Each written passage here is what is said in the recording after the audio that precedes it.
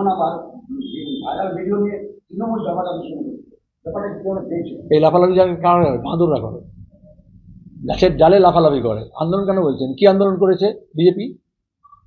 যখন নিরাপদ সর্দার সন্দেশখালীর এমএলএ হিসেবে এই দাবিগুলি করছিল, জমি দখল, জমির মধ্যে নোনা জল ঢোকানো, আমরা ভূমি সংস্কার করে আমরা বলেছিলাম লাঙল যার জমি তার, আমরা বলেছিলাম জাল যার জল তার, তাদেরকে উৎখাত করছিল। তো নিরাপদ সত্তা অ্যাসেম্বলিতে বলেছিল, তখন সোনালী গুহ মমতার ছায়া সঙ্গিনী ডেপুটি স্পিকার ছিলেন, মাইক বন্ধ করে দিয়েছিলেন। এখন তিনি কে? এখন বিজেপি। তখন শুভেন্দু কোথায় ছিল? তৃণমূলের মন্ত্রী ছিল, এমপি ছিল, তোর একটা কথা বলেছে? তার এখন লাফালাফি করছে কেন? লাভ দিয়ে গাছে ওঠে, লেজ নেই কিন্তু।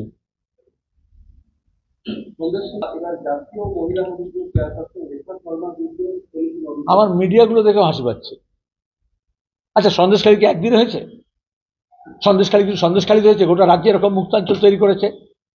শুভেন্দু কিষেনজিকে নিয়ে এসেছিল, দানা পানি খাইয়েছিল, তারপরে কমিউনিস্টদের খুন করেছিল মুকুল রায়, শুভেন্দু, মমতা মিলে। আর তারপরে এরকম মুক্তাঞ্চল করেছে যেখানে ড্রাগ ব্যবসা হবে, যেখানে গাঁজা চাষ হবে, আর ছেলেপুলেদেরকে মিথ্যা মামলা দেবে। গাঁজা অনুব্রত যেরকম করেছিল, পানি কেস দেবে, গাঁজা কেস দেবে। এমনকি তৃণমূলের ছেলেপুলেদেরকেও মিথ্যা মামলা দিয়েছে। যেখানে স্মাগলিং হবে, যেখানে চুরি হবে, ভূমি দখল হবে, নারী নির্যাতন হবে। কোনো বাংলার মিডিয়া কেন রিপোর্ট করেনি? নিরাপদ সর্দার যখন বলেছিল অ্যাসেম্বলিতে, কোন খবরের কাগজ, কোন টেলিভিশন চ্যানেল সেটা রিপোর্ট দিয়েছিল? এখন যেহেতু বিজেপি লাফাচ্ছে বলে মিডিয়া লাফাচ্ছে। কারণ বিজেপি চেয়েছিল সন্দেশখালী দেখিয়ে ভোট করবে, কিন্তু সন্দেশখালী সন্দেশটা দিচ্ছিল না। নারী নির্যাতনের কথা বিজেপি বলবে? হাতরাস, উন্নাও, জম্মুর আসিবা কাণ্ড, কুস্তিগিরদের মলেস্টেশনে একটা কেস নেয় না। ব্রিজভূষণ ভার্মা, বিজেপির এমপি, কুস্তি ফেডারেশনের প্রেসিডেন্ট, আমাদের কুস্তিগিররা যারা জাতীয় পদক নিয়ে এসছে, আন্তর্জাতিক পদক নিয়ে এসছে, তারা মোদির ঘরের সামনে ফুটপাতে ফেলে দিয়ে এসছে। কোন ব্যবস্থা নিয়েছে? কিন্তু মিডিয়াও দেখি হকের কথা বলছে না, রুটির কথা বলছে না, রুজির কথা বলছে না, কারখানা বন্ধের কথা বলছে না, লুটের কথা বলছে না, দুর্নীতির কথা বলছে না। যেটা বিজেপি বলছে সেটাই বলছে, যেটা তৃণমূল বলছে সেটাই বলছে। ইলেকট্রাল বন্ডের টাকা বড় বড় কর্পোরেট মিডিয়া পেয়েছে। সেই অল্টারনেটিভ মিডিয়া যারা পোর্টাল চালায়, যারা স্থানীয় চ্যানেল চালায়, তারা তার মধ্যে ঢুকে যাচ্ছে কেন? তারা তো মানুষের কথা বলবে, তারা তো আসানসোলের কথা বলবে, তারা তো শিল্পাঞ্চলের কথা বলবে, তারা তো এখানকার পলিউশনের কথা বলবে, তারা তো এখানকার বালি খাদানের কথা বলবে, তারা তো এখানে নদীকে নষ্ট করে দেওয়ার কথা বলবে, তারা তো এখানকার নদীগুলোকে সমস্ত একেবারে জামা কাপড় ধরার মতো অবস্থায় রাখেনি, এমন নোংরা করেছে। কেন কারখানার চিমনিগুলো বন্ধ হচ্ছে? কেন কেন্দ্রীয় সরকারের কারখানাগুলো বন্ধ হয়েছে রাজ্যে? ভোটটা সেখানে হবে। আমরা প্রথম থেকে বলেছি ভোটটা কোনো আবেগে হবে না, বাস্তবতার উপর হবে। এই জন্যই বিজেপির হাওয়া পাতলা হচ্ছে, এই জন্য তৃণমূলের হাওয়া পাতলা হচ্ছে। রুটির কথা বলো, রুজির কথা বলো, বেকারির কথা বলো। আজকে একটা স্টেবল মাইনে করা চাকরি হচ্ছে না, সাংবাদিকদের হচ্ছে না, ফটোগ্রাফারদের হচ্ছে না, ফুট হিসেবে হচ্ছে, ঘন্টা হিসেবে হচ্ছে, স্টিঙ্গার হিসেবে হচ্ছে, সব পেশায় তাই হচ্ছে। উপযুক্ত যোগ্য ছেলেমেয়েরা, যাদের দক্ষতা আছে, শিক্ষা আছে, যাদের মেধা আছে, আমরা চেয়েছিলাম তার রাজ্যকে তারা গড়ে তুলুক। যারা রাজ্য লুট করছে তারা এদের ভবিষ্যৎটাকে নষ্ট করছে, আর ওরা এ গাছ থেকে ও গাছের ডাল লাফাচ্ছে, আর মিডিয়াকে ওরা এরকম তাদের পেছনে ছোটাচ্ছে। ওদেরকে প্রশ্ন করুন হকের কথা, রুটির কথা, রুজির কথা, চাকরির কথা। বছরে 2 কোটি বেকারকে কাজ দেবো বলেছিল, 10 বছরে 20 কোটি বেকারের কাজ কোথায় গেল? বিদেশ থেকে কালো টাকা নিয়ে আসবে বলেছিল, জিজ্ঞেস করুন কত কালো টাকা নিয়ে এসছে। নোটবন্দি করে বলেছিল কালাধন সমাপ্ত, তাহলে পার্থ চ্যাটার্জি, অনুব্রত, জ্যোতিপ্রিয় মল্লিক, এদের কাছে এত টাকা বেরোচ্ছে কি করে? তাহলে ভ্রষ্টাচার সমাপ্ত বলেছিল, তাহলে অভিষেক ব্যানার্জি বিদেশি বান্ধবীদের অ্যাকাউন্টে কি করে এদেশের এ রাজ্যের টাকা পাঠালো? তাহলে মোদী মিথ্যে কথা বলেছেন। ভ্রষ্টাচার সমাপ্ত হয়নি, কালাধন সমাপ্ত হয়নি। এই ভোটের সময় আপনারা দেখছেন না আশেপাশে রাজ্যে সব কত কোটি কোটি টাকা বেরোচ্ছে না? তাহলে ও তো হয়েছিল ক্যাশলেস হয়ে গেছে, সবই নাকি মোবাইলে হয়। তার নগদ টাকা এসে আসছে কোথেকে? একটা মিথ্যার ওপর দাঁড়িয়ে মোদী এবং মমতা, আর সেই মিথ্যাকে রিইনফোর্স করাচ্ছে মেইনলাইন মিডিয়াকে দিয়ে। এখন বলছে আদানি আম্বানি টাকা পাঠাচ্ছে টেম্পো করে কংগ্রেসকে। আমরা জানি না আদানির টাকা ছাড়া মোদী মমতা নেতা হতো না।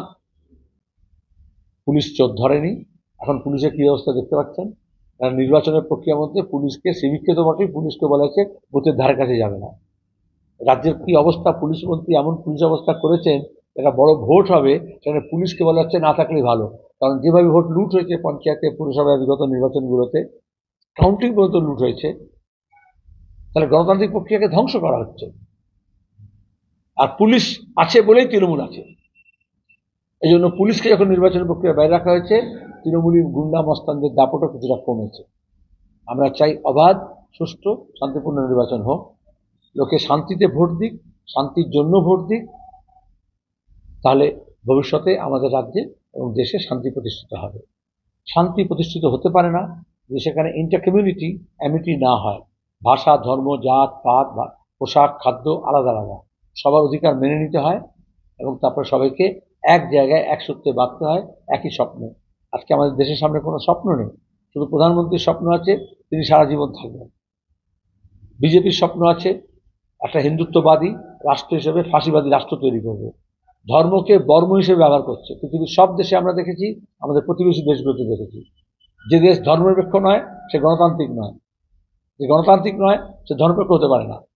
তাহলে আজকে আমাদের প্রয়োজন হচ্ছে গণতান্ত্রিক ধর্মনিরপেক্ষ রাষ্ট্রকে বাঁচানো। We have to reclaim our secular democratic republic. এই সেকুলার ডেমোক্রেটিক রিপাবলিক আমরা গড়ে তুলেছিলাম, তার আগে স্বাধীনতার আন্দোলন হয়েছে 190 বছর ধরে। সেই স্বাধীনতা আন্দোলনে লোকের আলাদা পথ ছিল, আলাদা মত ছিল, কিন্তু উদ্দেশ্য লক্ষ্য ছিল ইংরেজ সাম্রাজ্যবাদকে তাড়িয়ে দেশকে স্বাধীন করা হবে। একমাত্র বিজেপি, সংঘ পরিবার, তারা বলেছিল স্বাধীনতা আন্দোলন আমরা থাকবো না, ইংরেজি গোলামি করব। এই জন্য তারা এই স্বাধীনতার যে উত্তরাধিকার, আন্দোলনের যে উত্তরাধিকার, যার ভিত্তিতেই সাংবিধানিক মূল্যবোধ তৈরি হয়েছে, যেখানে যুক্তরাষ্ট্রীয় কাঠামো, ফেডারেল স্ট্রাকচার তৈরি হয়েছে, ধর্মের প্রধান নীতি আমরা গ্রহণ করেছি, সংসদীয় গণতন্ত্র তৈরি করেছি, আর্থিক সম্প্রভুতা বলে সার্বভৌমত্ব আমরা তৈরি করেছি, সেটাকে বিজেপি ধ্বংস করছে। এই দেশকে স্বাধীন করার জন্য যেরকম কংগ্রেস এবং বামপন্থীর মধ্যে অনেক বিরোধ ছিল, অহিংস পথে হবে না সহিংস পথে হবে, কিন্তু লক্ষ্য এক ছিল, আর এই জন্য আমরা একসঙ্গে লড়াই করেছিলাম। বিজেপির লক্ষ্য অন্য ছিল, তখন বিজেপি ছিল না, আরএসএস ছিল, তার লক্ষ্য অন্য ছিল, সেজন্য কখনোই তারা মেন স্ট্রিম আসেনি। মমতা ব্যানার্জি তৃণমূল কংগ্রেস তৈরি করে বিজেপিকে কলকে দিয়েছেন আমাদের রাজ্যে। নাহলে আরএসএস থেকে, জনসংঘ থেকে, বিশ্ব হিন্দু পরিষদ কখনো পশ্চিমবঙ্গে ঘাঁটি গাঁথতে পারেনি।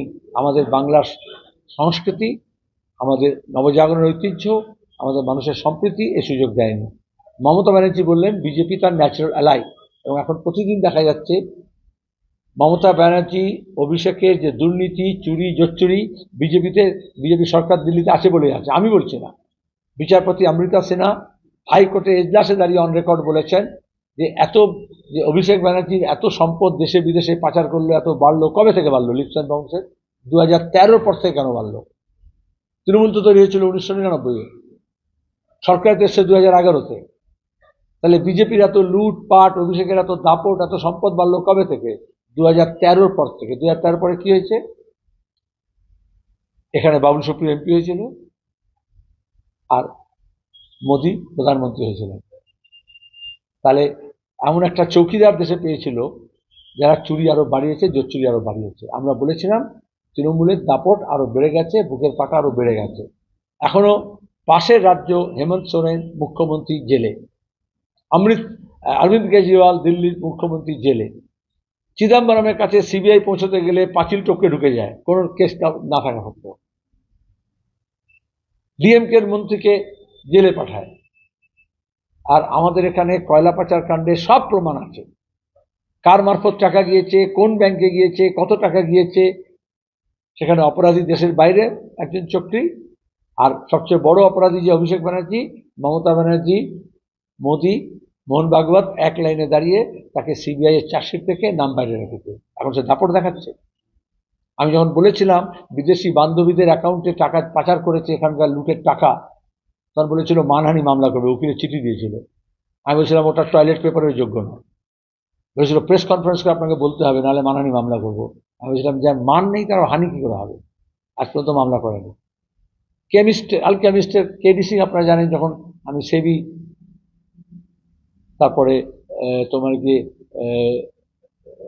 সিবিডিটি, তারপরে income tax authority, CBI, ED সবার কাছে ডকুমেন্ট জমা দিয়েছিলাম, তখন বলেছিল মানহানি মামলা করব আর দেশের সব আদালতে আপনার কেস করবো, যাতে আপনি সারা জীবন কোর্টের পেছনে ছুটতেই সময় চলে যায়। আমি ছিলাম ভালো হলো, আমি অনেক জায়গায় যাইনি দেশের, সব জায়গায় আপনি সামান পাঠিয়ে দিন, সব জায়গায় আমি তাহলে ঘুরবার সুযোগ পাবো। আজ পর্যন্ত কেস করেনি, সে নিজে জেলে আছে। অভিষেক ব্যানার্জিও জেলে যাবে, যে অপরাধ করেছে। আর এখন দাঁড়িয়ে এখানে দাপট দেখানোর জন্য যদি 200 লোক থাকে তাহলে 2000 পুলিশকে জড়ো করে 5টা জেলার। কিসের? একটা এক্সট্রা কনস্টিটিউশনাল অথরিটি, অসাংবিধানিক। কিন্তু রাজ্যের প্রশাসন বলে কিছু নেই, দলদাসে পরিণত হয়েছে। এখানে একটা সভা করবে, আমি শুনলাম হেলিপ্যাড, যেখানে যে পরীক্ষার রেজাল্ট বেরোবে, হায়ার সেকেন্ডারি পরীক্ষা হয়েছে, ছেলেমেয়েরা সে রেজাল্ট পাবে না, কারণ বাবু নামবেন। অক্ষয় তৃতীয়া, দোকানগুলোকে সাজানো হয়, রং করা হয়, চুনকাম করা হয়, অতিথি অভ্যাগতরা আসে, হালখাতা হয়। অক্ষয় তৃতীয়া অনেকের, সেখানে দাঁড়িয়ে বাঁশ দিয়ে পুলিশ প্রশাসন সব ঘিরে দিয়েছে। যারা মনে করেছিল তৃণমূল ঘাস, আসলে বাঁশ, সেটা প্রমাণ করা হচ্ছে। এই জন্য গোটা রাজ্যে তৃণমূলের সম্পর্কে মানুষ বিরক্ত হয়েছে। তৃণমূলকে ছেড়ে দলে দলে লোকে খুঁজছিল পন্থা। সেখানে বিজেপির কেউ কেউ বললো 56 ইঞ্চি ছাতিওয়ালা করবে, এখন বলছে 356 করবে। আমরা বললাম 56 করেনি, 356 করেনি। বিজেপি কি রিসাইকেল এলিমেন্ট? আপনাদের এখানে যে মেয়র ছিল সে তখন তৃণমূল থেকে বিজেপি নেতা, যারা ভোট লুট করেছিল। রিসাইকেল প্লাস্টিকের মতো, অরিজিনাল মাল কিচ্ছু নেই, সেকেন্ড হ্যান্ড। যে ছেলেমেয়েরা সারা বছর পড়ে না, তাদের পরীক্ষার আগের দিন পড়তে হয়, রাত জেগে পড়তে হয়। তাও তো আমি শুনলাম দিনের বেলা করছে, রাতের বেলা টাকা বিলিও করতে পারে, বোমাবাজিও করতে পারে। তাহলে তো 10 বছর ধরে মন্ত্রিসভায়, 5 বছর ধরে হোম মিনিস্টার, সে তো যদি মণিপুরে গিয়ে দাঙ্গা আটকাতে পারতো, তাহলে এখানকার লোকরা বিশ্বাস করতো যে দাঙ্গা আটকাতে পারে।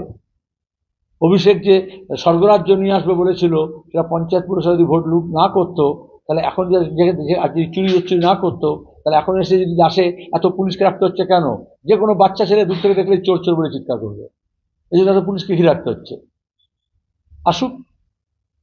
কিন্তু ডিম যখন ফেটে যায়, তাতে তা দিয়ে তার থেকে আর ফুটে বাচ্চা বেরোয় না। যে ডিম ফেটে গেছে তাতে তা দিতে আসছে।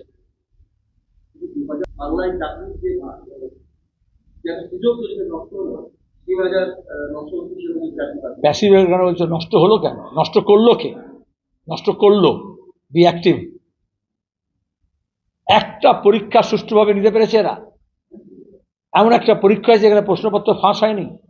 পরীক্ষাটা নেওয়া হয় কেন? কে যোগ্য সেটা ঠিক করার জন্য, মেরিট ঠিক করার জন্য।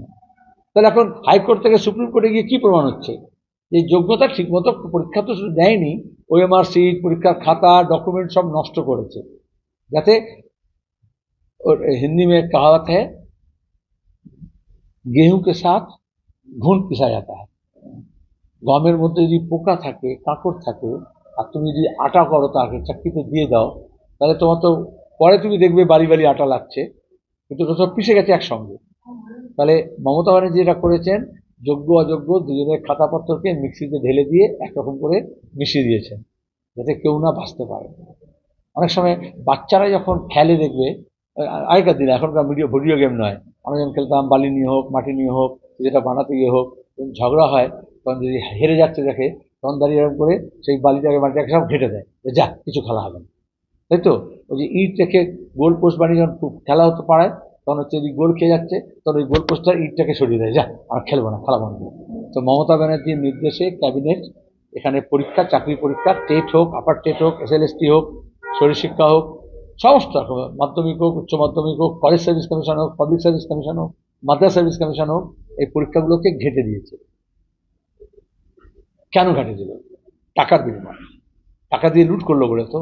সে টাকাগুলো উদ্ধার হয়েছে, আরো টাকা উদ্ধার করতে হবে, চোরদেরকে ধরতে হবে, আর যোগ্যদের যাতে চাকরি নষ্ট না হয় তার ব্যবস্থা আমরা করব। এমনকি কেউ অযোগ্য নয়, তাদেরকে সুযোগ দিতে হবে, যাতে তাদের যোগ্যতা প্রমাণ করতে পারে। সেটা টাকা দিয়ে অভিষেকের কাছে কাকুর থ্রু দিয়ে যোগ্যতা প্রমাণ করলে হবে না, তাকে তাদের যোগ্যতা প্রমাণ করতে হবে পরীক্ষা দিয়ে। এই জন্য আমরা বলছি সুষ্ঠু ভোট হোক,